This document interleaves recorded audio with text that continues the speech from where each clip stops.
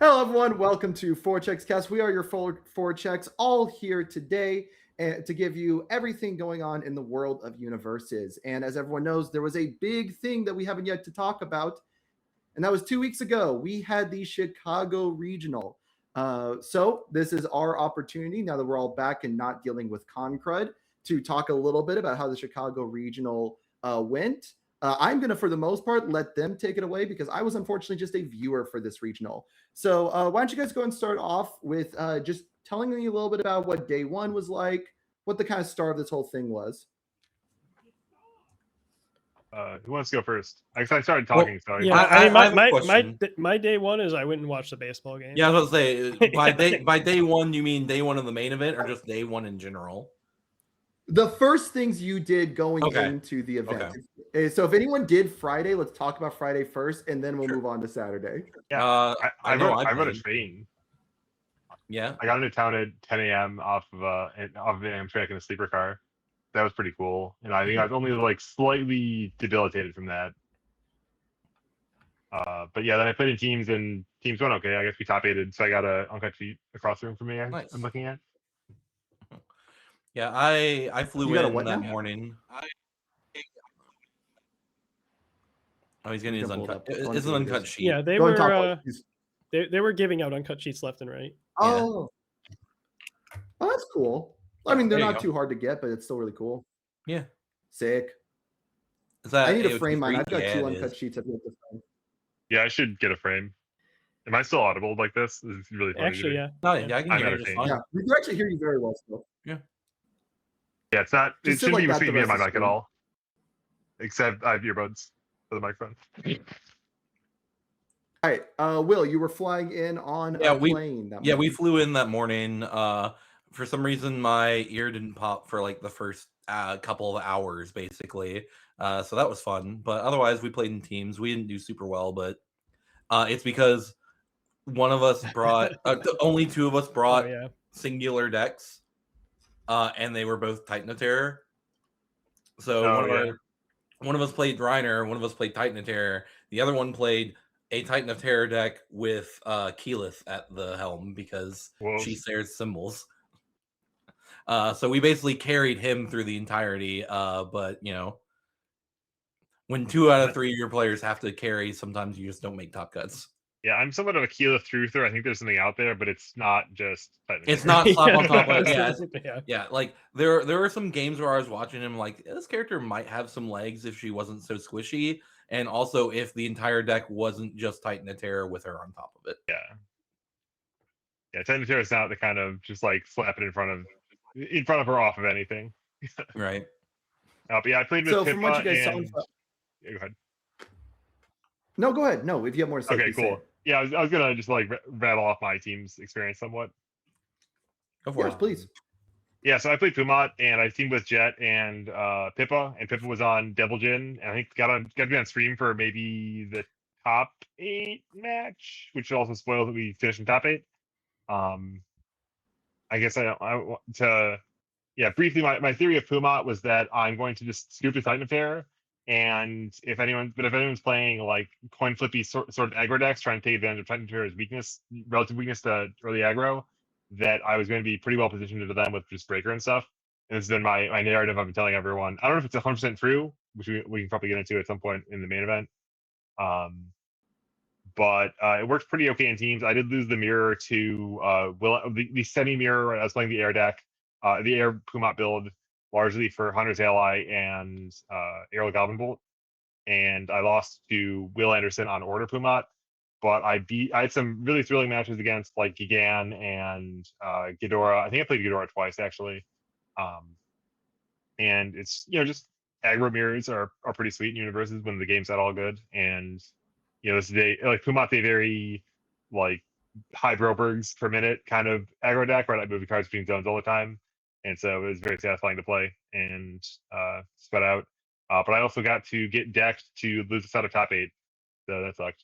I played it. Well, I say got decked. I played against the very wall focused 4x Patra Ives Deku deck, and failed to quite kill him before he eventually, basically played 0 defense whatsoever. Just played completely I'm playing solitaire against a brick wall, and failed to overcome him before he eventually played a animus shot with plus 24/24 and flashed from killing one of my backups.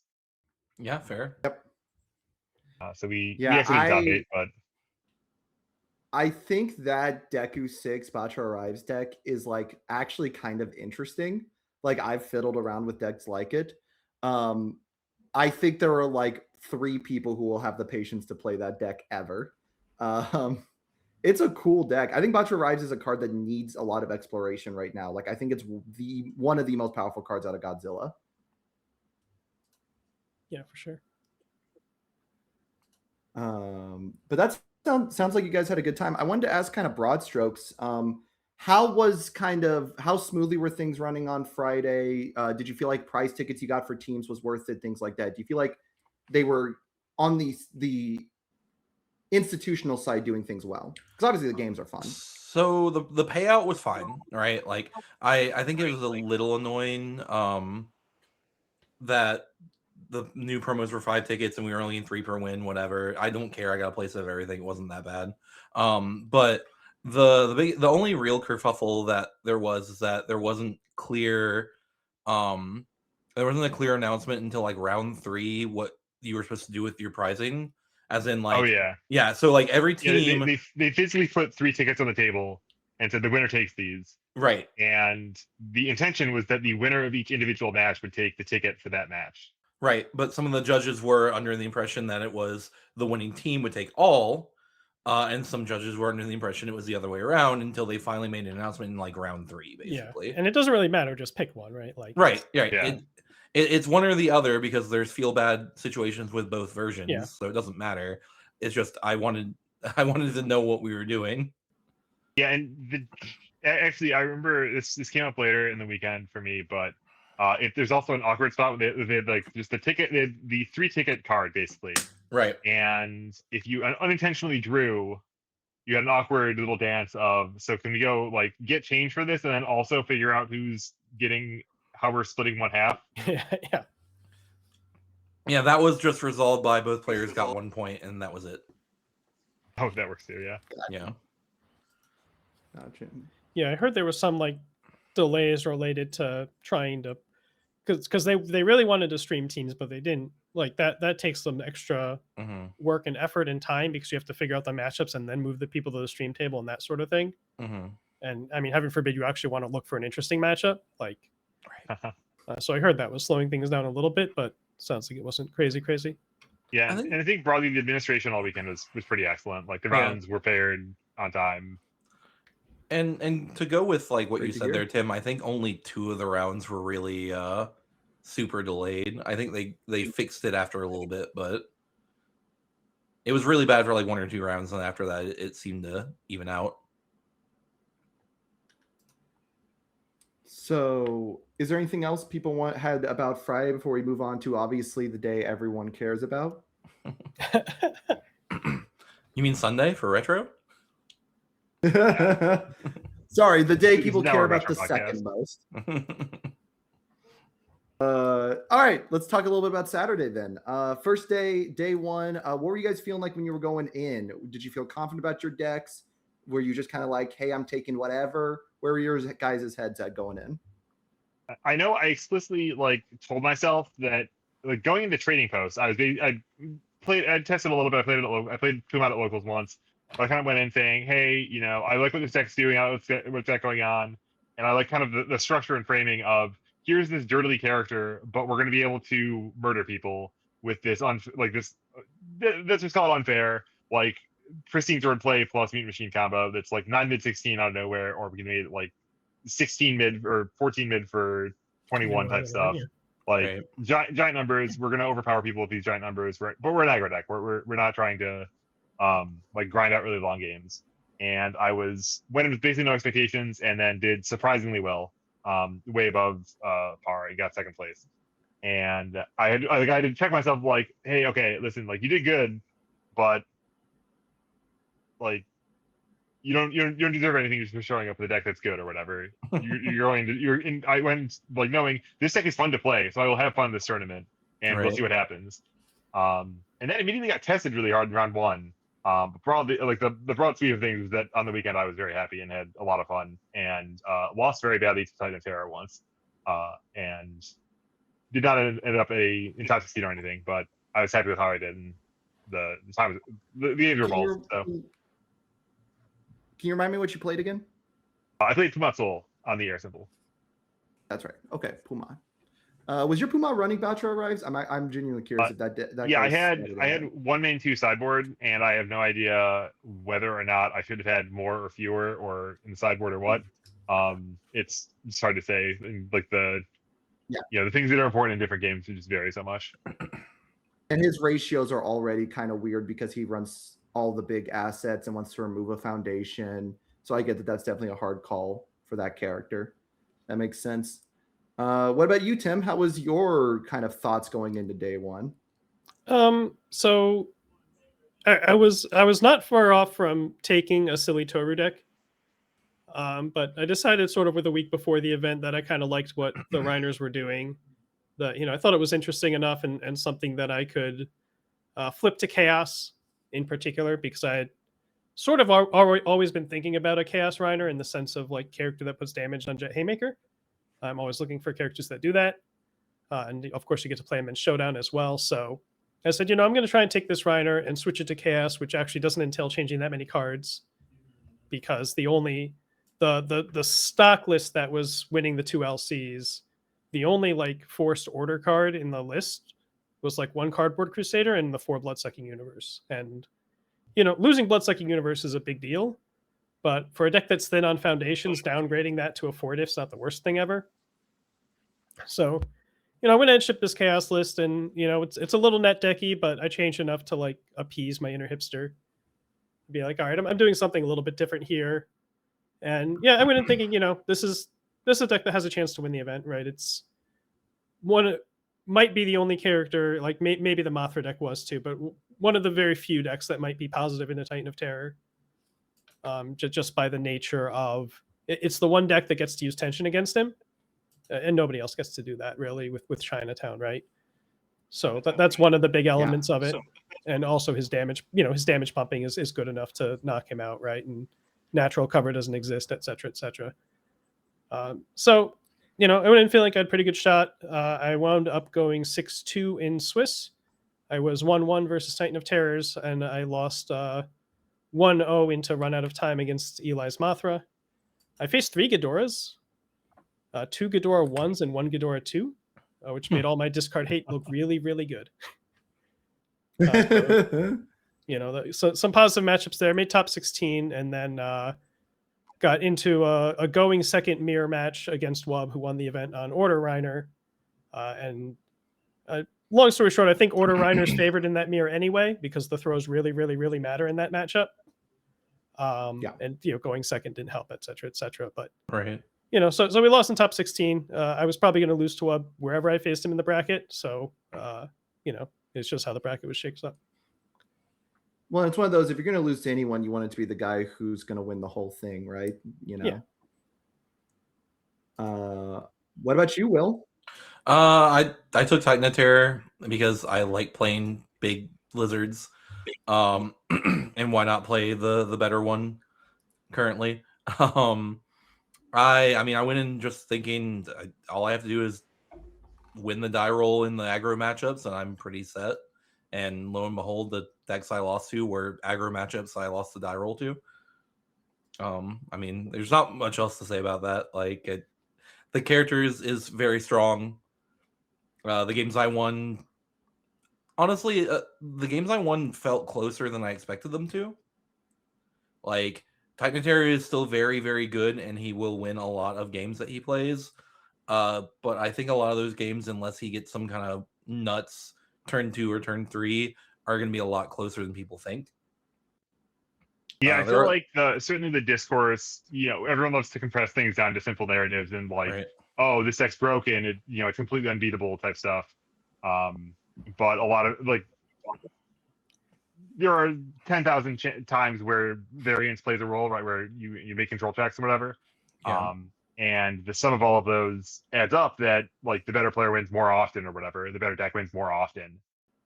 But like it's usually at least close to being close. Even if it's not down Right. to like, oh, I checked 1-5 where I needed 1-3, could have changed the outcome or whatever. Yeah. Titan of Terror's superpowers, he's very good at finding a way to win. Right. And what that looks like in practice is you end up having a lot of games where it's like, oh man, good thing I checked that Shin Hashigeki on my first attack this turn, or when it worked out, right? That kind of thing Right. happens a Yeah, lot. or like So. I drew the card Queen of the Monsters once. But yeah, the decks I lost to were Travis, who was Swiss champ, I believe, on his Titan of Terror, and I just got annihilated because his deck is a lot more I don't necessarily want to say aggressive, but it was a lot more it felt a lot more smothering, I guess, to play against. Yeah, I had a really interesting conversation with Barlow, I think on Sunday morning, and he kind of said that he and Travis had wound up at a very, very similar place with their Titan of Terror deck list, without cooperating or coordinating whatsoever. It's that they both kind of tuned it down to all of the broken one diffs, right? The Radiant Massages, the Chinatowns, all of the cards shaped like that. And because in the mirror, Destructive Heat Ray turns off anything that's higher difficulty, higher value. And so there's like the 3-diff First Emergence, I think, that gets a power token when it enters, or it's +1 speed.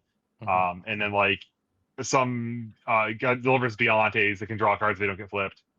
And then just a million 1-diffs that are just very good cards, and it's just super efficient and super straightforward because 80% of the time, you have the cards. It's just efficiency, and if it's good, it's going to be insane. And if it's not, it's fine. It's a 1-diff. It's still attached for a control check. Right. And then just the attacks that are a lot of them scale on power tokens, or just broadly have just imbalanced abilities and stats. Yeah, like between DHR and Reiner, like your natural covers weren't doing squat. Right. So yeah. Also, Travis was really playing. Sorry, go ahead. No, I was just gonna say it's really crazy that like with DHR specifically, and a part of its Titan of Terror gets extra power tokens, which means you get to flip the higher difficulty stuff. Like it would be a less good card if you had to start the first time play on 1-diff. But like we have had target flip shape cards for a long time. Dragon Strike, we thrash about. It is crazy how much better in Titan of Terror DHR feels than those relative cards. Being a 5 low for functionally 7, only 4 of that is wherever you wanted to go, and a 4-diff if you hit with it, versus just a 5 mid 5. That is a lot of. Well, the only difference is it's just way better. And also, it's true. Staple is a character that summons these for free once per turn. Right. Yeah, and again, like I think the card's a lot less good if you don't generate extra power tokens, because like it's still a good card, but only flipping a 1-diff is a lot less impactful. It is less exciting in Toru. We still run it, but it's not right. It takes a little more to get the spicy part about it in Toru is that 4 damage is for sure going on an unblockable. But I've experimented with it in bio, and like it is sick getting to flip a Chinatown. But most of the other things you're flipping feel like they don't really matter. Sorry, Will, you were going to say about... No, I was just saying, like, the thing that threw me off with Travis was just that he was playing Armor of the Wolf.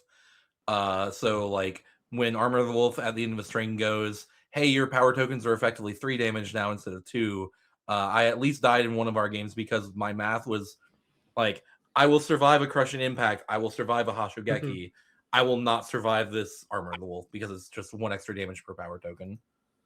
I remember I had a brief crush on Fire Titan of Terror with Lunar Ring, which is the same thing. And gets to destroy assets, which is an uncommon thing these days. But then you're playing the fire symbol, so it's a lot worse. Lunar Ring is any card, isn't it?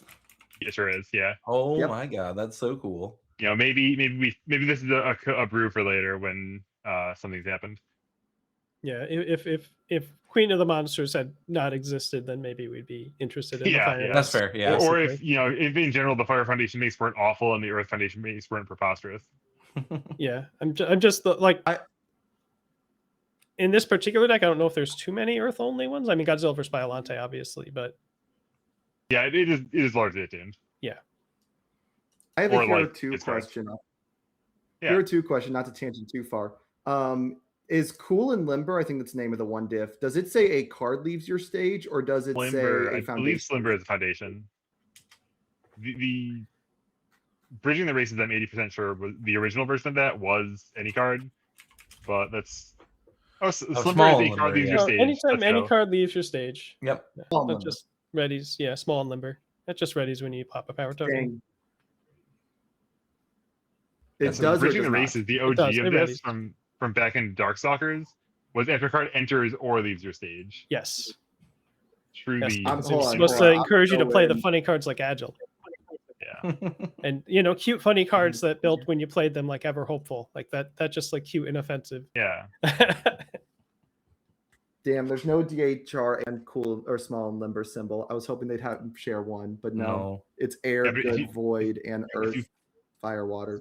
Justin, if you play retro, you can check a 3 on your your heat ray, build 2 power tokens, and then the power tokens trigger Bridging the Races on the water symbol. Stop trying to gaslight me to play retro. Oh man, What I is had, the I had a gaslight? Yeah, there's blast. no Yeah, gaslight. That was an here. entirely true statement. Yeah. That is a statement of fact. Yeah, you're right. You're right. Bridging You're right. the Races- Gaslight's the wrong word. Bridging the Races is the best card they've ever printed. This would be gaslighting if it weren't true. This would be gaslighting. Like, if I try to convince you that Queen of the, if I could try to convince you that Queen of the Monsters has always been bad, that would be gaslighting. Because I would think my You're Queen right, is you're right, how it's good not it is this whole time. It's not gaslighting. I'm still not. I will one day play retro before I die. There you One go, of these Justin. days. One day we will learn the therapy speak for how I'm abusing you on the podcast. Yeah, I need to That's figure out the fine. correct form of abuse. You wouldn't want to misdiagnose yourself. All right. All right. So let's go and talk a little bit about, before we kind of move on to Top Cut, let's talk a little bit about day one as a process. I heard, again, it kind of ran smooth on the administrative side. Would you guys say like you thought the games being played were really interactive and like overall good? Like, was this a type of Swiss that you would want to have at a regional? Let me see. So I played. I loved having a buy. That was sick. Big fan. I wish Sick. I wish I could have like slept in for an extra hour and not had to like come in and like. I guess maybe this would have been possible if I had like checked in on Friday, possibly. Conceivably. Yeah, it basically, yes, I believe that's true. The only exception is if you didn't care about the keynote. Oh, true, Um, true, yeah. Yeah, they did have a little keynote. that It is was something we it was should- all Rebel Frontier stuff, so they didn't have to like make it top secret. We got to find out what the Atlanta promos are. We got to see a couple concept arts for season 4. We And got- it is confirmed that season 4 is going to be all Rebel Frontier. Yeah, we got the announcement that first year of doing this, Rebel Frontier is already doing its job, which is something got held up with the Fairy Tale promos, and they have a backup plan. It's like we can fill with Rebel Frontier, which is exactly the value in having your own IP to roll stuff out with. So Mhm. it's already paying Oh, dividends in that sense.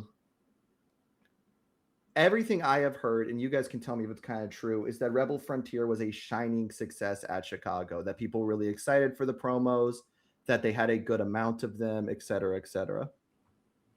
Yeah, they did not run Yeah. out of Rebel Frontier promos. That was like upsetting. I think that does have a lot to do with the 5 points versus 3 points. Yeah, they price, they but made they also sure, brought a lot. Yeah, they made sure they weren't going to have people trying to get 2 playsets of everything. And they did run out of Protector of Life promos from that were participation to give away to anyone as extras. So that was a little sad. Oh, because there's like more teams than they thought there was going to be, or something like that. I guess, yeah. Yeah. Broadly just like more people showing up who needed to get one, I guess. Yeah, right. So all the last minute signups, and they did, for people that missed it, they did add a nominal early sign up bonus for Vegas. You will get a free on-demand side event entry, so long as it's not card slinging Or PvP. PvE. Yeah. PvE, which are the 2 on-demand side events that people actually do. I don't quite know why it's not just prize wall tickets, but maybe they're trying to encourage people to actually do some on-demand side events. You know, this that's time. actually sick. Yeah, because like it's good to have people like if you miss on Sunday, like you might as well sign up for organized play and like get some packs and stuff. Like that's actually awesome. Yeah. Yeah, I think the problem with the the on-demand events is that a lot of them didn't fire over the weekend, but that I feel like that kind of just happens when you have 3 premier events on your 3-day event, right? Like you have team premier event on Friday, you have the main event on Saturday, and then you have the retro 1K on Sunday. Like the people who want to play who aren't also like in top cuts or whatever, they're gonna be playing those, and they're gonna be stuck there for at least 5 rounds. So there's not gonna be that many people to play your side events. So like, I mean, I don't know what they expected there. Yeah, So, I mean, they might have been able to, like, I guess if they were louder about it or whatever, or there was more of a push for it, they might have been able to fire like a Hero 2 parallel to Retro. I think they had like 2 or 3 people for that or whatever. Because there are going to be people that just don't want to play Retro that would be interested in playing Hero 2. But it's, you know, when one event's for cash and you get in your head that nobody's going to be playing this event, then you don't want to play in this event, and like it's a little self-fulfilling. Yeah, and also like the payout for those was lower. Yeah. So I got a notification like we've got a sub and our subscriber count went up, but it doesn't tell me who subbed, if anyone. Yeah, so Mystery Anonymous. Whoever subbed, if someone subbed, thanks guys. Oh, Millicent, thank you so much, Millicent. It's weird they didn't give us a notification in chat for it. Yeah. That is so weird. Yes, thank you guys for anybody who just subscribed. Perfect. I was like, I want to shout it out, but I can't shout it out properly. All right. Absolutely. Yeah, I will say with Hero 2, that is one of the things, and like that's going to kind of be in our day or talking about Top Cup. We can talk about it now. I have played now a couple matches of Hero 2 format online with and watched Zach and Chris play it, and I immediately love the format. I think it's really cool. God, I want something to sell people from a back end level of like, hey, do our Hero 2 event instead of Retro, like, or time it differently where it can be done for anybody who's doing Retro as well. Because right now, I don't think a lot of people are going to even try the format, but I think if you are someone who wants to try the idea of a higher power format, like one of Retro's main selling points is, but doesn't have a card pool or a nearly impossible to get accustomed to a card pool, and a lot of like actions that can kind of, I don't want to say win the game on the spot, but so heavily tilt the game with like bang and revoke that can do these like massive swings when played a certain way, that you are almost certainly going to get blasted by a Retro player doing. I think Hero 2 is the format for you. Like it's got a much easier to understand card pool. The attacks you are currently playing and the characters you are currently playing still feel a lot like the relevant cards, but you get the little additions of some cool foundations. I think the MHA1 foundations alone make that format cool. Creepy Realization, all the zero diffs. The first foundation he names is DR, of course it is. Yeah. Okay, so let me be clear. I'm saying all of this. The current deck I am taking is, I am currently playing a Biolante deck that's on 4 breakdancing to stuff face downs in card pool, 4 creepy realizations, 4 heavy feet. Wow, it's almost like Justin is trying to push for a format for this format because he thinks it's really cool and fun. Proceeds to tell us about the most unfun deck I could possibly imagine him playing. Seymour. I had a fun time playing it. I'm sure you did, buddy. Tournament so they can feed me. But I mean, I do agree with you. They should do some, like, maybe have a premier Hero 2 event. Maybe do that instead of teams for one regional, or do it alongside of teams. Like I just as teams. We are doing Teams Hero 2. Yeah, you could do that. Like I played teams because it was just a better payout on prize tickets. So like, I know that played Hero 2 otherwise. I've seen a couple people chatting that we should play the multi-format teams where each team kind of brings a Retro deck, a standard deck, and a Hero 2 deck, or pick whichever three, like be triple spotlight, be kind of funny. But rather than having pairings, you just have the 3 seats. You still have the team camaraderie and stuff. But it's you're each playing your own specialist of the format, and so you have to bring decks like that. and that's something that Magic does, and I think it's been doing in preference to sort of the classic like three standard deck teams. Magic does also allow communication between teammates in games, so you actually get the team aspect from that, whereas we currently don't. So if you take away all the stuff that makes teams by doing multi-format in that scenario, it feels a little less like teams and more like you're just playing next to your buddies, which is still fine. There's nothing wrong with that, but like, I don't know. Briefly, like, can we undo the backsliding with teams? Like, I think that the unit, like you can have 8 copies of a card across your decks is insane, and we should just have you can't play the same symbols as each other. Yeah, now that's just like much cleaner, much better rules. Especially with Attuned existing, I would 100% agree with you. I'm gonna be real. I would be even fine if the only rule was you can't play the same character, and anything else is fair game. Like, I know that they're worried about like people playing 2 of the same deck and just slapping 2 different faces on it, and like I guess that's a concern. Hey, we literally did that, and it didn't work out for us. Yeah, so I can't think of many formats where that's been a real concern. And I think one of my biggest issues that I have, and like Will kind of exposed what the issue was with his group, where they have to put the bad Keyleth on top, is that like too many people are showing up going, I want to play teams, but I don't got friends to play teams with. And so now you have to find like players that like have these rights where you don't have more than 8 copies of a single card in the deck shared between y'all. And that just seems like a little nightmarish, to be honest, to me. If you just told me not to play the same character, I think it'd be fine. I will say Yu-Gi-Oh! Also does multi-format 3v3. They do theirs through Time Wizard, where it's like 3 different eras of the game. Right. Because they don't have like regular formats. Yeah. And it is like the Team 3v3 was one of the most attended events that they had, where they had an entire regional that was just the 3v3 Time Wizard. The most fun I've ever had playing Magic was the time that I accidentally got drafted into playing in our different format team.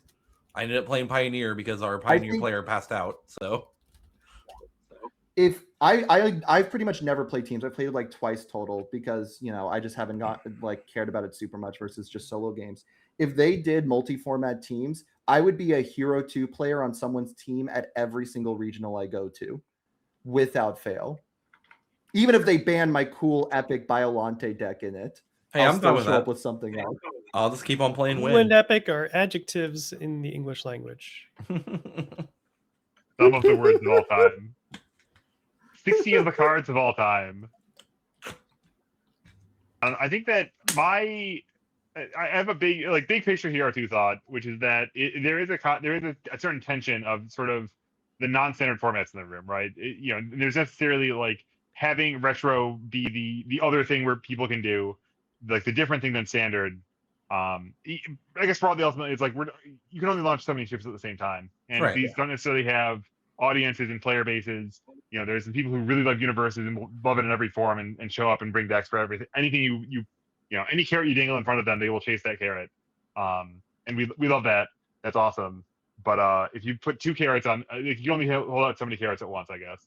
Right. Yeah, and I do think that Retro had 29 people. I think that's 29 or 30. Yeah. Like enough for them financially, but I wouldn't describe that as an impressive number. For like, there were people in top 16, obviously, but for the 30% of the people that could have played in Retro decided they wanted to play in Retro.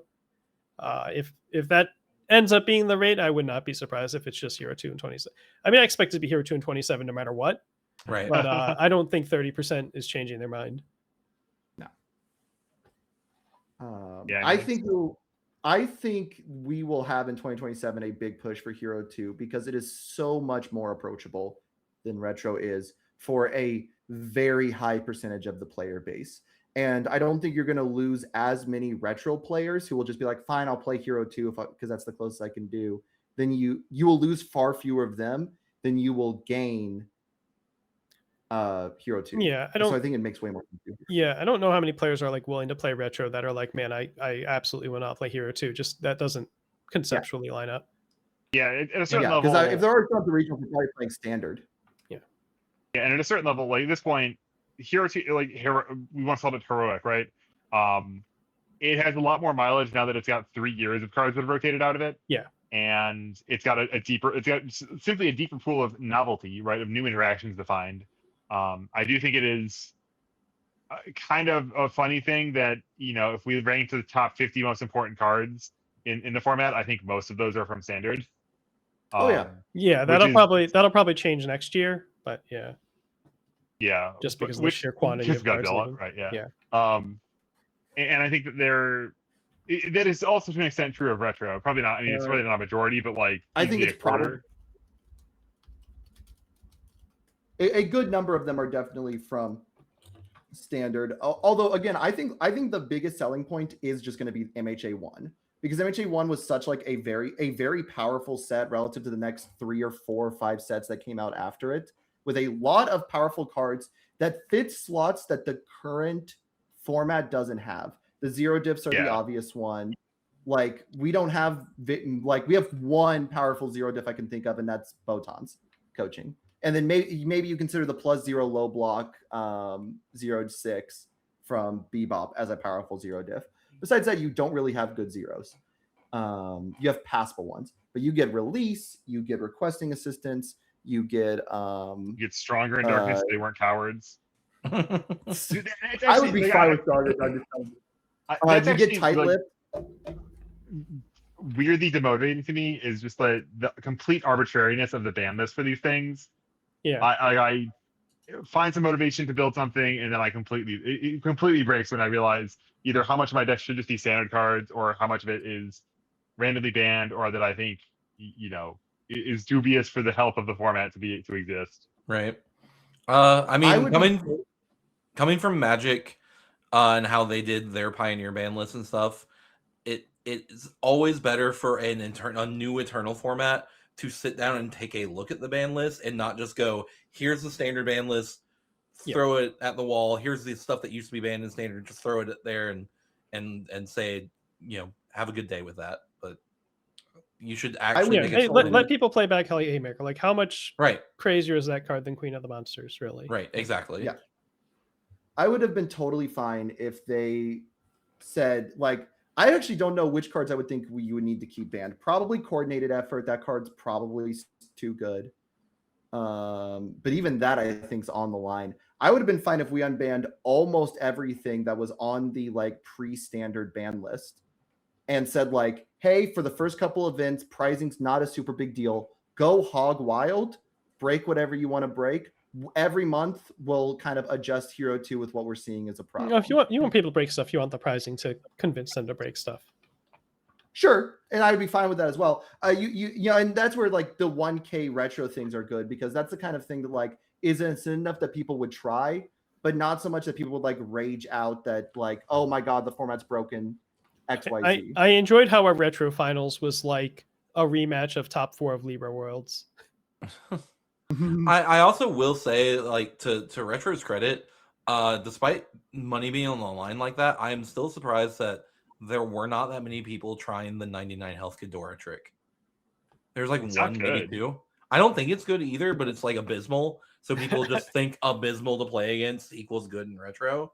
So I'm honestly surprised there weren't that many people playing it. That's all. Yeah, I want to know for the biggest retro player, what is the number of hours a week they put into retro? Because I don't think there has been any. No. I don't know how many people have been sat there and been I'm going to break retro. Yeah, I don't think it's many. And even with the 1K on the line, that's enough that people will show up and take it semi-seriously. I don't think it's enough that people are I'm going to destroy the format, unless there's something obvious there. I mean, I think that the people, my model of Universes players is that if you're the kind of person who's going to destroy a format, you'll do it for free, right? Yeah, absolutely. Sure. I was gonna say, homie, I took my unedited win deck, and took that event seriously. It was only afterwards I was like, man, I probably should have put Batra Arrives in Team Hero 15 in this deck. Yeah. Oh, what a world. Let's go ahead and kind of move on a little bit and talk a little bit about Top Cut, which is mainly going to be Tim right here. Tim, I had a very brief foray into Top Cut. Yeah, you already did a little bit of brief for it, but kind of going to day two, how was the Sunday experience for everyone with your top cut, with going into side events and all of that? We didn't talk about retro either, so we can talk a little bit about retro as well. Yeah, I mean, I played in Top Cuts and then I played board games. Yeah. That was, Yeah. you know, I certainly you wasn't went going to on play top in retro. I don't know if I could have, even if I had a deck. I think that started before like the first round Top Cut matches were over. I don't remember. Yeah, I think they start at the same time. Yeah, so in any event, you know, I brought board games pretty much expecting to, you know, get them in there at some point. We played a few games. My Fair, Top fair. Cut match was, you know, the Reiner Mirror's weird. I think it's one of those matchups where if you played like five games of it and then let both people like edit their sideboards or whatever, and then played 5 more games, so like by the end you'd have some like really compelling stream match type stuff where people are just doing weird things that you wouldn't normally expect them to do because of just the weird wrinkles of that matchup. But you know, we didn't have all that into our belts. Wub had a mirror match in Swiss that I guess informed him of some sideboard decisions, and I got clowned on the sideboard. But the thing about what happens in that matchup is that neither of you have face-up foundations. Sounds about And Reiner really likes having United Front available. That changes his ability to find attacks and stuff dramatically. And so you end up in this like slap fight between 2 6-handers that are just whatever they raw draw is what they've got. And, you know, when one deck has throws and the other one doesn't, that changes the math on that quite a bit. I still got very close in game one because I lucked into like a double walk the dog hand. Unfortunately, it was double walk the dog and nothing else, and I kind of had to like try to find more and didn't get enough to do it. But you know, I put him on like check a couple 5s blocking, that kind of thing, and he did, right? And he had the breaker blocks and all that. If I had seen, I could have taken like a slightly different line if I had started the turn with Jet Haymaker instead of drawing it in the middle of the turn, etc., etc. But game one was really close. Sure. Game two was like not particularly close. I cited a bunch of stuff out, expecting him to bring in Waylays. I figured he was going to bring it in for his Adventures creation, so I took it on my discard pile hate, and he just didn't touch his Waylays, which ostensibly were in the sideboard for tension decks, right? But he had decided mid-tournament that he didn't really like them, so they didn't come in, and I had like assessing all for one's motive in my deck, right? You know, though I got to go first, but you know, didn't quite pull things together and just kind of, you know, the same thing. Neither of you have foundations that are doing things, and I didn't draw enough like good stuff to not get thrown to death. I also wouldn't be surprised as a whole if Wub had practiced the mirror on some level more. I have heard from Wub, or from people who have talked about how Wub practices, that he plays a crazy number of games of a format before he shows up to a regional. And like you saw it against his Titan of Terror gameplay. I didn't pay as close attention to his Reiner gameplay. In his Titan of Terror gameplay of like finals, those were some of the tightest blocking lines I have ever seen a player do. He dropped like 3 well-timed Breaker 2 blocks. I was just so impressed with his like. Yeah, I mean that's the Reiner deck. Yeah, blocking with Monsterverse Machine is a big part of that deck. Yeah, you know, start to finish. 100%. And you know, I liked some of the, you know, obviously I just changed symbols, so I didn't explore like things we could do on order very much. But I like some of the changes and some of the ideas that he had going on. He obviously, you know, thought about the list a lot and tested it enough to like decide how comfortable he was backing off of the like we're going to play 8 assets and 8 tension moves and right. And yeah, shout out to Standing Kick. Like, yeah, so he's made some changes in that space. I would consider Standing Kick in the Chaos version even like as a 2x, because like what do you fight for on Gunflame Feint are like, it's good that they're 4 diffs because you can like have a 1 build on turn 1 and not lose the game. But all in all, just having the like an actual attack with real speed on it is much better. Yeah, and like an attack with real speed on it that draws a card, like drawing cards is good actually. Yeah. Usually, yeah. I think it is. I do think. Oh, go ahead. Yeah, I'm kind of like, I lost if I had a like pithy way to say it, but like the good cards are, you know, it's so easy to just kind of identify after the fact. Like, oh, good cards are good. Like drawing cards is good. Who knew? Like sarcastically, but one of the cool things about the format right now is that aside from the insane cards, there is a huge pool of cards that are, at competitive rates, just doing particular things. And the challenge is identifying what your deck wants and what your deck, the situations you'll get in on the margins in the games where things aren't all going to plan, where you aren't running away with it, and what you want to be doing there. Where like the standing kick that says blitz draw a card tension, like this is a thing that just smooths over the cases where you're checking okay, but your resources aren't necessarily all there, and you're just trying to increase your equity in the long term. And just having a boring like variance reducing card like that papers over, just solves problems broadly. And it's hard to identify that all like beforehand, right? Everyone wants to say, oh, here's my tier list, here's the best cards in the game, here's the best decks in the game, but you can't. It doesn't boil it down that easily all the time, which is I also universes. think a lot of players are like phobic of cards that give the opponent anything. Because standing kick doesn't just say draw a card; it says each player draws a card. And so people are like, "Well, what if my opponent to just write those off?" Yeah. What if my opponent has 0 cards in hand, and then I need to play standing kick, and he draws the +1 mid block, and he blocks with it, and so thus I can't play this card because then it's just giving my opponent a free block. But like, there are so many situations. First of all, I think drawing one on offense is way better than drawing one on defense most of the time because of the fact that we're a draw up to hand size. Yeah. So like this card says tension, and it's not an equal rate of draw. It's you get a much better rate of draw than your opponent gets. And like it's only really relevant if that blind draw is a thing that they block with on exactly that turn, or I guess slightly if it was the card that they could review to get a slightly better draw on the next turn.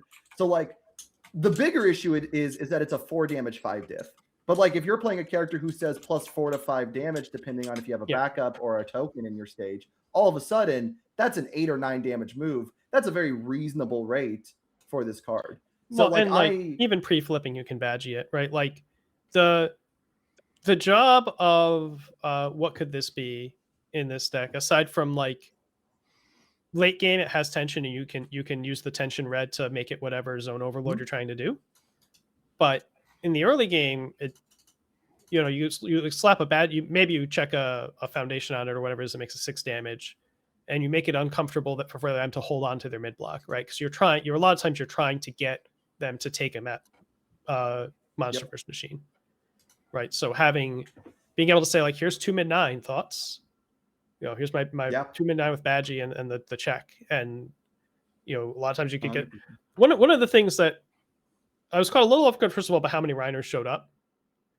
I thought it was still like relatively not that heavily on the radar, and it wound up being the second most represented deck. I thought I would get some equity out of like the only people that have played against this thing are the people in the Mid-Atlantic that went to those 2 LCs. But then it just turned out that like someone from like a bunch of different play groups was on it, and it wound up being the number 2 deck. So I didn't get too many people like making silly mistakes against me because they didn't know the matchup. Absolutely. It probably also helps that deck a lot that it could beat Titan of Terror pretty easily. Not easily, but like better than like other I said, decks. Probably it might be. We'd need Metaversus to check, but I would probably say take better than even odds that it had a positive win rate against Titan of Terror over the weekend. Like I know one frame of mind that I've kind of been thinking about this format with is that I can't really tell you a story of how a normal deck beats Titan of Terror, right? You can kill him faster. That's certainly an option. Yeah, right. That's a story. But past that, it's very hard to come up with a very weird deck. Yeah. And I know I kind of whined about this at some point at the Trading Post LC to Tam, and he said, "Oh yeah, so Reiner's on the table, like, where you play a long game and you have this big power spike halfway through it, and also you get to flip his entire stage, and then he can just kill you, but if he doesn't kill you, then you can you have a clear strategic edge over him in that kind of game, and you can also just still you have big damage, and importantly he has to kill you through tension, right? Which is right. Dramatically different proposition for the deck that wants to slam 10 power tokens on a finisher. Right. And especially like Reiner also, because he gets that targeted commit on defense once he's transformed. Like the big thing about tension was, your opponent, your China Terror can Chinatown whatever you try to tension, but you can just flip or commit their Chinatown before what's going to be a clear bomb. That's for the them whole or thing, early right? That's the whole joke, is like Chinatown cancels tension and Reiner cancels Chinatown and plays tension cards. Like that's him. So- That's in a nutshell a very big part of why he was very good in this meta. I was surprised that King Ghidorah didn't see a little more representation. I do think that deck has problems, but I thought enough people were on it that I would see it more. Like I thought it was going to be number 2 rep. Yeah. And like it was still decently rep. It wasn't like no one was playing it. I think there were only 5 players for KG2. But I also got 0 top cut. There were at least 2 KG1s because I faced. Yeah, I think there were only like 5 KG2s. I think someone did the math. Yeah, I so a couple, played, but not many, and that kind of surprised me. I guess people just. So I think I played 3 matches against King Ghidorah 2 on the weekend. You saw almost all of them. Well, some of them were in teams too. So fair. So like I was a little surprised because that deck had like the on face I answer power tokens concept by like having 3 tensions built in. Obviously, he doesn't answer Chinatown very well or nearly as well because he has to like hit off of a Bing Bong have a way to pop. Play Malicious Evil, right? Yeah, or have a way to pop with like Malicious Evil, the Seal, Rival Foundation. So with all that being said, like in hindsight, it makes a lot of sense why Reiner does so much play because he is so consistent at getting those answers into play and dealing with the answers that Titan of Terror has to your answers. And kind of with that in mind, too, I think it's the meta breakdown. If I remember the meta breakdown correctly, it was like 23 or something percent Titan of Terror. Yeah. 30. And then like 6 or 7% Reiner, and then the rest of the room was everyone else. 5, 6, etc. Yeah, there's. But yeah, certainly. I do want to ask quarter Titan of Terror field. Because we're kind of hitting the 50-minute mark, and so I kind of wanted to ask real quick before we kind of start wrapping up conversation about the regional. Did anyone watch the regional besides myself? Like, ever hop on stream and watch what was going on stream? So I watched a little bit. Yeah, it was like a combination prop slop from me. They had outside the hall, there was like a sitting area, and they had a divider in there, and then on the other side of the divider, they had a TV, and they had a bunch of like couches and chairs and tables, and people could, between rounds, or if they were out of the tournament, they could go sit out there and lounge around and chat with people and watch the stream. And that was pretty cool, like having this like separate dedicated stream viewing area. Slops for it was gone on Sunday because they needed the TV to use as a second timer. So they took it away and put it in the venue room. And they did like eventually later on start putting like I think the semifinals and finals were on like the big projector in the room, but like it's loud in there and you're like kind of in the way trying to sit there and watch that thing. I think, if they scout out the venue beforehand and they know that they have a space that they can make into like a designated stream viewing area, they should just commit to that and not only do it when they have a spare TV. Yeah. Well, and that sounds like a problem that they might have been planning to have that for sure the whole time, and then they realized they were one TV short. I'm surprised they got the feed out there. I wasn't quite like the wiring job to actually like make that happen was probably not trivial because they had to like get that thing out the room and across. I would say as someone who watched it, as someone who watched a decent amount of it, I was very happy with how stream is improving, and like in 2 areas. One, like I think Tam's because everyone knows that Tam at this point, its back end stream job is going really well. I think the table looked like a really good balance of watchability while still being playable. I didn't get to experience it firsthand, but it looked more like a traditional stream table setup versus what Worlds had for what the mats and the splits look like, while still being very easy to watch. The other thing I wanted to give a big prop to, I'm glad that we are trying out different commentators. And I know that it's like we're moving around because both Ryan and Wub are commentating for the first time, I believe, at Vegas. And this one, we got Constantine, who, while had done some like locals back in the webcam locals era, has never commentated a regional to my knowledge before. And I'm very glad we're trying out new talent because I think Constantine did a really good job. I think he brought he clearly has experience with communication and public speaking. I think that was very good. And the thing, I don't want to say like too many negative things. I don't want to hurt the feelings of people who have done commentary before. I feel like commentary in our game has needed some more energy and brought to it. And I think Constantine did a pretty solid job of that, especially for his first time out. I do want commentary. My one critique, I want commentary that is a little better at, and again, I hate to be too critical, a little better at assessing what's going on the board. Constantine is a very public speaking type job. Yeah, I know he's a lawyer, like a lawyer man is doing lawyer or talking things.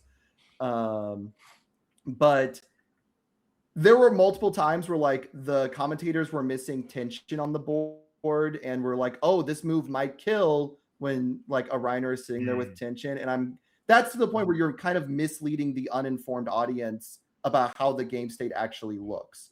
And that hurts watchability a lot.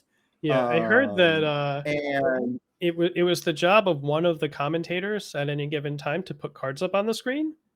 So they literally couldn't keep their eyes on the match, which if that is the case, like that something needs they to could change. try to adjust. Yeah. Yeah, that needs to adjust at some level. And I also would love to get, and this one's more like, I think it'd be good if we just got like better at like being like, this is what's on the board, this is what you have to deal with. I also felt like for a strategy game like us, it would be good. I'm very excited to see what Wub does on commentary because he's, I think, one of the smartest minds of our game. Trying to get into the minds of the player. What are they trying to fish out? What might they be trying to fish out with decision making? Kind of tell the players what's going on. The example that kind of sticks in my mind with this was in Calvin Tahan's top 4 game versus, or top 8 game versus Andrew Porat. On the last turn, Porat imprisons an analytical observation, which seals a block. And it's like, okay, he's clearly telling, and the thing I noticed when I'm looking at that is he doesn't have Mikasa defeats on board, and he's on like 4 health. So the throw that Growing Grass has, that Calvin has, would just kill him. So to me, like saying something along the lines of, and the committing of analytical observations is telegraphing, whether or not he has it or not, is telegraphing that he's a protector of life in hand because he's trying to, make sure that he has a way to stop the block. That is the kind of thing that, like, yes, would be a little bit of higher level commentary. I understand that they're not always going to get that, but I would love to see more things in that direction because it will be better at allowing players to think in the minds of the players, and that's really interesting. Yeah, I mean that's kind of my curse of universes is I read a shockingly good, shockingly relevant piece. Someone's talking about their experience rolling jiu-jitsu and practicing it, and like the attempts to grow the sport and to like have live comedy tournaments for the sport. And he really just pointed out that like this is a spectator sport. It's actually kind of boring to watch unless you're really deep in the weeds of it and can find all the nuances. And like Twitch streaming, like to an extent it is for the target audience of Universes players, but ultimately it is like trying to acquire players, trying to acquire people and say, hey, this is an exciting thing that everyone can share together.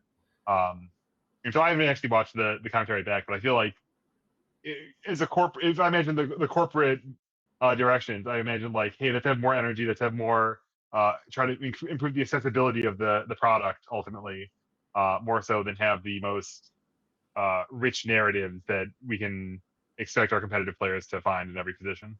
Right. And honestly, at the end of the day, I'm just happy that we have some variety for commentators, because like as much as I like a lot of the people who do commentating for our game, I want to hear someone different every now and then. Like I do get tired of hearing the exact same people every single tournament, and that's how you find all these people who have possibly more knowledge, who are more energetic or have unique takes on the game, by having this variety. And I think that's a good thing that we have started doing. Now let's get a little bit more diverse. Let's have some women on there. Let's have like Rebby, or bring back Ashley or something. If she's interested in doing it. But I will say to Broberg's point a little bit, because there was something I really want to touch on, which was like making our game exciting. So one commentator in Smash that I watch a lot of content of is this Smash commentator, Coney. And one of the things he talks about when he does commentary is that you often pair up a play-by-play commentator and a color commentator. Yeah, color commentary. Yeah. And yeah, color commentator is the one who's supposed to bring the energy. The play-by-play is supposed to bring the analysis.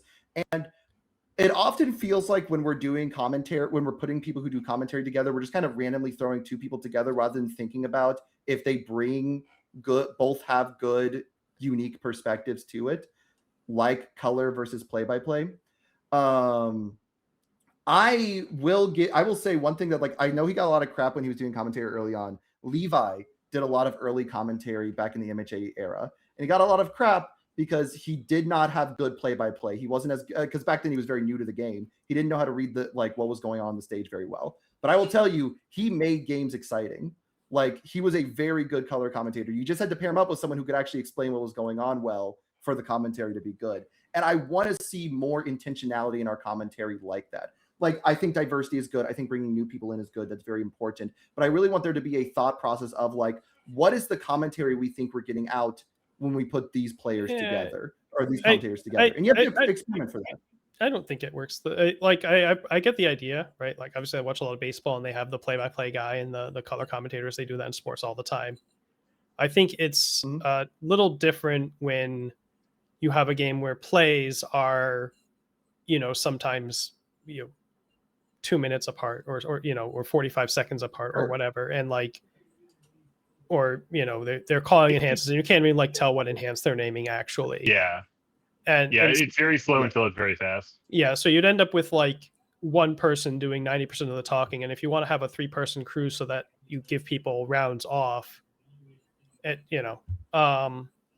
also like in some of those others, there's a very like, it's a different skill set, right? Being able to watch a game of baseball and, react live and give good, clear, concise calls of like, how far is that ball flying or whatever, and making things sound dramatic when they need to sound dramatic and hitting the tone of voice and all that is like a very different skill set from like bringing on a Hall of Famer in the booth to like talk about all the nuances of the game. Whereas like in UVS, if you can actually like describe, what's in all the stages and what's going on at any given time, you probably know enough about the game to like talk strategy and stuff too. That's true. And so, and it is fair from the perspective of like, you probably wouldn't have the literal division of color versus play-by-play you get in more high-speed things. I do think there are people who have complementary commentary styles and people who don't. And like, for example, someone might know a lot about like player history and things like that. And that would be a really good person to bring on with someone who maybe knows like, very specific details of cards and things like that. There are definitely things you could pair up that are complementary instead of just throwing random people together and hoping that they do good commentary, which is kind of what it's felt like for a while. So you're saying they should try to convince Andrew Holder to do commentary? Okay, genuinely, I think Andrew Holder would be an amazing commentator. I'm not BSing that much here. Yeah. Yeah, like I think keep giving Levi the ammunition to throwing more resources into the game because clearly some things are working, and if commentary can be another thing that can benefit from some more water in the metaphorical flower pot here, then maybe it'll happen in the future. Yeah. I wonder if something can be done to allow the commentators to hear the players speaking, or even the stream could, for that matter. That's really hard because just listening while talking is a really hard thing. It is not our instinct. It's hard to both say something and take input. Yeah, they've tried it at times. I think the nationals that I was in the finals of, they had us like headsets so that I think it wasn't like the commentators themselves, but like there was someone there that could hear what the players were saying and be like, hey, this is what they're talking about if something got hung up. Yeah, I was actually listening to a random drive to work the other day that Mark Rosewater did about the early Pro Tour production and how like kind of the evolution of like how the staffing they had of like they had a spotter on the floor and they had like a director versus a series of directors effectively of like deciding what camera shots they were having and like trying to get shots of people's hands. And certainly, it's a very high mountain to climb to imagine the perfect possible production of a universes match. I think there's also another just fundamental problem you have with commentary for a card game versus a lot of other games. You know, you brought up like the Hall of Famer. You know, you get aged out of baseball just because you're too old for baseball. And so you know how to play baseball, but you can't play it anymore. And so you know, moving to commentary is a very natural transition to keep you involved with where your your mentals are very good, but your physicals are not very good. Even in games like Smash Brothers, there's a lot of people who know every combo in Smash Brothers and know like perfect strategy in Smash Brothers, but do not have the reflexes to be that good at the game. And so a lot of them, commentary is how they can do a lot of good for the community, even if they can't play at that top level. The problem is, if you're a really good commentator of universes, it's probably because you know the game really well. And if you know the game really well, you're probably one of the higher end players. And so you have to convince players to go to an event and take the gameplay off. And there are players willing to do that, but are there players regularly enough willing to do that that are at that top level that also have the skills to do that level of commentary? And there maybe are a few. We'll find out with Wub. True. Yeah. But I don't know if Wub would regularly commentate or if this is kind of one and done deal because he wants to try it. You know, again, it's because you really wanted commentators that like, I think rotating is good, but you want commentators to have experienced commentating a lot to get comfortable with it. Yeah, you know, we'll keep evolving. We'll keep getting better. I think that I've been very impressed with the production so far. I should go back and watch this Chicago weekend though. I did not actually catch it, except from a little bit of it I caught in the lobby and watching from the back row of when finals was up on the screen at the other end of the room. I didn't actually catch any of it. Yeah. We are kind of hitting the hour mark. Does anyone have any final props and slops they want to give to the regional, or do we want to talk? Like Titan of Terror, kill him. Yeah, Like, I don't think we have to worry about whether or not something's going to happen to him. Like, sharply address every process that led to this existing, including the insane City Rampage nerf that didn't touch Titan of Terror. Yeah, agreed. And that's kind of like, so we can bring that up real quick. Do you guys think anything else is or should happen to the ban list, or are you just like Titan of Terror bye? Because like I think everyone knows Titan of Terror is dying. I think you don't get that discourse kind of around the ban list is insane. I think everyone is. Maybe I'm completely wrong about Reiner, but or like we're talking about Reiner constantly because of the play experience of it, right? That Reiner is as unfun as Mark Steiner is or something. Once if he flips on turn 2 every game, but I think the format by and large has a lot more divergences from what I'd like universes to be than just Titan of Terror or just Reiner. Yeah, I think there's a pretty decent chance that like a post Titan of Terror metagame is just a swamp of like do nothing Mothras and Dekus and Ghidorahs and Biolantes and just like that, all of that, like that crew of decks with, you know, if you take away the super scaling Predator that people are not able to find sufficiently scaling stuff to get over the people that are just trying to do fucking nothing. I think Reiner has a decent answer to a lot of those decks, maybe not the Mothras or the Dekus as much, but like the Biolantes stuff, because he answers so much in stage defense. I've seen a lot of people be like, you need to hit both Reiner and Biolante, or sorry, Reiner and Titan of Terror. And I'm like, if you hit both those decks, maybe I'm wrong. The next couple of decks that I think of that like have a lot of power are these incredibly slow defensive do nothing decks. And that does not sound like a game. And I'm, as the guy who likes to play the do nothing deck, I want to be the second to fourth best deck in the room. I do not want to be the best deck in the room ever. If Tyner was the best deck in the room, I would have felt miserable because I do not want to be the most represented, because I never want to play the mirror of my game. Because you never want to play against your bullshit. Yeah. Yeah. Like, I don't want Biolante and Mothra 2 to be the two biggest decks, that will be the worst. And like thing if people ever. decide that the natural predator of these decks is Hedora, now you have that swamp monster rolling around in large numbers. Like, oh my god, you want the throw deck? Wait, that's funny though. If you embrace peak universes, you would love playing the mirror. I love playing the all the decks I love playing the mirror match. Like if I like love a deck and then someone else signs up with it and I'm playing something else and I pair into them, I'm like, oh dude, this deck's so sick, this is awesome. And I lose half the time or whatever because their deck's sick. See, this shows you and I the difference because every single deck I play, I see the idea of doing the mirror and go, oh my god. Like I cannot think of the last deck that I liked the mirror for. No, Smiling Titan. Smiling Titan was actually a fun mirror. I think that one was a cool mirror match. We can count a few things that are different. I don't know. All right. So I think we're all kind of on the same page of like, Titan needs to die. Yeah, I guess I'll toss out a minor slot for like for all that the event was well run and it had a good prize wall and they had a good stream and all of that.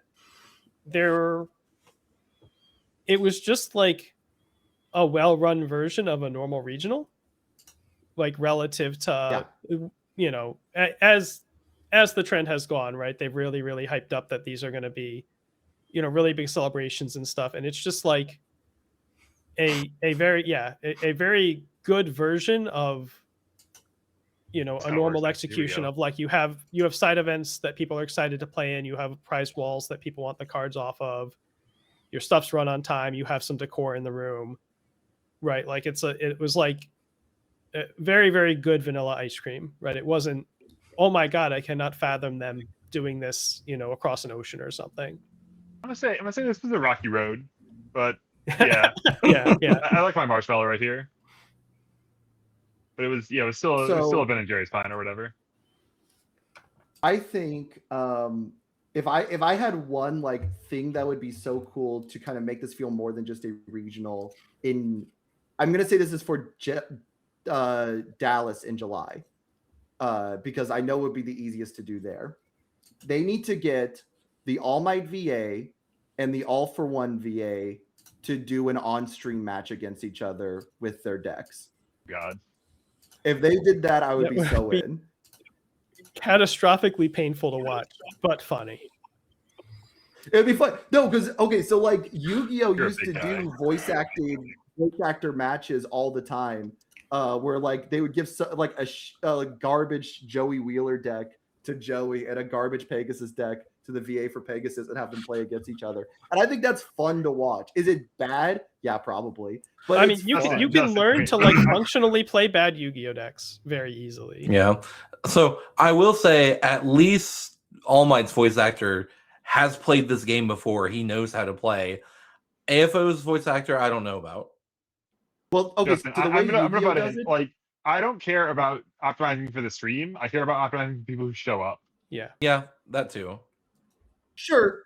The problem is for a lot of the people who show up, like this is the issue with the cosplay contest, right? Like the issue is for a lot of people that show up, how many of them care about something that is more than just a super well-run regional? Like what do you bring? What would be the thing you would add that makes it above just a super good regional for the people who show up? I mean, I'm taking this as a circular question. If the question is, how can we make a regional into better, right? Sure. Because if it's a super well-run regional, and aside from the regional, how can we make the regional better? It's like, well, the regional is the regional, unless I'm misinterpreting how we're phrasing this, right? Yeah, it's that part of that is the challenge for them to figure out, right? Of like, theoretically, they want these things to be exciting enough that people who aren't even going to play in the regional are showing up to these things, for instance. Yeah. And well, like, I'm thinking of like we have the 3-man events, right? I think that's a genuine, even just that framing of it is a genuine upgrade to what we've had in the past, right? It's not that we have a team thing going on, but it would be it's like we have 3-man events there on some level of equal footing. Like that's exciting. That's awesome. That gets people going. I can imagine that they have like better systems for side events. They have better carrots for side events, but just also like getting people to sign up, getting more people into the on-demand queues would be great. I don't know. Yeah, I That mean, kind of like, stuff If seems you good to wanted a me. cool event, and I don't know how you would frame it in a way that's different than how Yu-Gi-Oh framed it, but one thing that actually was fun for people who showed up to Yu-Gi-Oh that used to be a thing. Did you guys ever hear of the Pegasus Challenge? No. So the Pegasus Challenge was, they used to get the VA Pegasus. You could just do anyone do it. You don't need the VA part. That part's kind of silly. Would show up and there would be a version of Yu-Gi-Oh that would just be standard Yu-Gi-Oh, except for every minute a wheel would be spun and there would be an effect that would be declared that Pegasus would declare that would apply to everyone's games immediately. So like in universe context, it could be like, right now you may add any card from your deck to your hand, or you need to blow up 2 assets on, or you may blow up 2 foundations on your rival stage, or things like that. I think an event like that would be something you could only do at a regional, could actually be a fun thing that my first brain goes to. yeah, I mean, there's stuff like there's that stuff might be that the they've done here and there, right? Like they've had voice actor signings at events. They had artists at one event. They've had the cosplay stuff. They've like done like one of these things at any given event, and they've never like done like the big celebration where we're just doing lots and lots of this stuff. The problem is so many of them only have like It 4 is people hard show to up. do, Yeah. right? Like I'm not saying that it's easy to do. I'm just saying that they keep promising it. Sure. Yeah. Well, I mean, it I was is pretty excited really that the easy. belt came back. That's Yeah. cool Yeah. for me. And I'm very pleased with I'm increasingly pleased with my prop, honestly. But think how much cooler it would be if you All right. also had a belt sitting there. Yeah, I wish I'd won.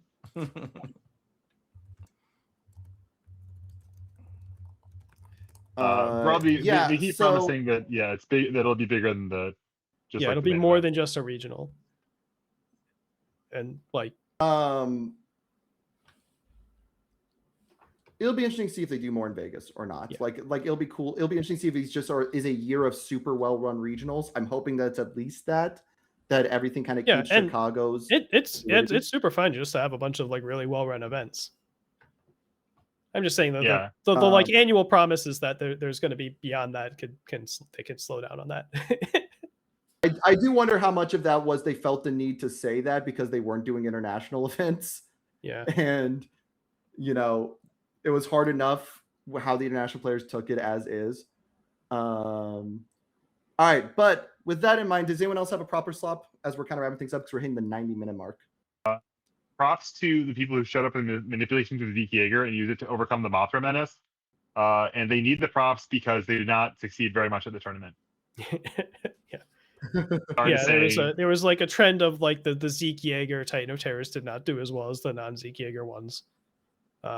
As a member of Team Non-Zeke, I'm proud of Team Non-Zeke. But you were also a anti-City Rampage gamer. Yeah. And City Rampage showed up about as much as Zeke did, actually. Despite the errata. All right.